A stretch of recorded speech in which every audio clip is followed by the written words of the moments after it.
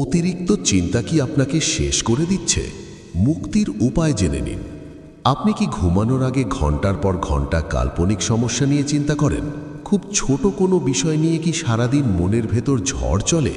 যদি উত্তর হ্যাঁ হয়, তবে এই ভিডিওটি আপনার জন্য। অতিরিক্ত চিন্তা বা ওভারথিংকিং হলো মস্তিষ্কের এমন এক পোকা যা ধীরে ধীরে আপনার মানসিক শান্তি, আত্মবিশ্বাস এবং সুখ সব কিছু কুড়ে কুড়ে খেয়ে ফেলে।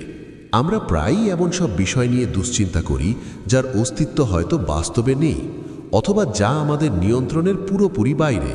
মনে রাখবেন, চিন্তা করে আপনি আগামীকালের সমস্যা কমাতে পারবেন না, বরং আজকের শান্তিটুকুই নষ্ট করবেন।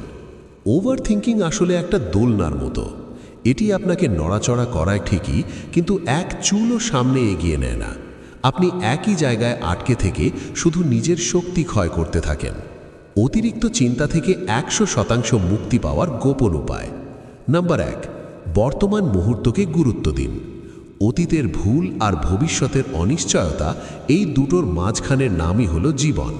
যা চলে গেছে তা ফেরানো সম্ভব নয়, আর যা আসেনি তা অজানা।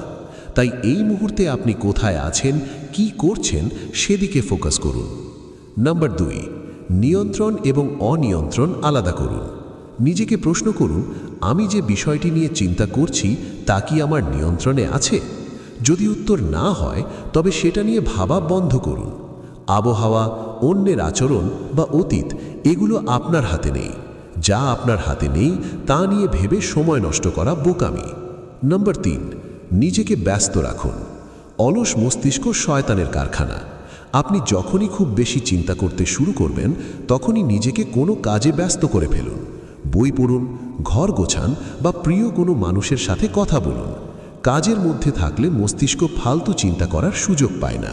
নাম্বার 4, নেতিবাচক চিন্তাকে চ্যালেঞ্জ করুন।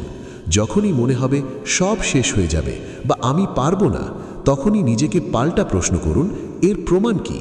দেখবেন আপনার ভয়ের কোনো বাস্তব ভিত্তি নেই। এটি শুধুমাত্র আপনার মনের সৃষ্টি। জীবনটা খুব ছোট। অহেতুক দুশ্চিন্তা করে এই সুন্দর সময়গুলো নষ্ট করবেন না। ভুল সবাই করে, ব্যর্থতা সবার জীবনেই আসে, কিন্তু সেটা নিয়ে পড়ে থাকলে চলবে না। নিজেকে ক্ষমা করতে শিখুন, নিজের ওপর বিশ্বাস রাখুন।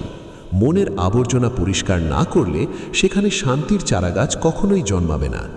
আজ থেকেই প্রতিজ্ঞা করুন, আপনি আপনার মনের মালিক হবেন, মন আপনার মালিক হবে না।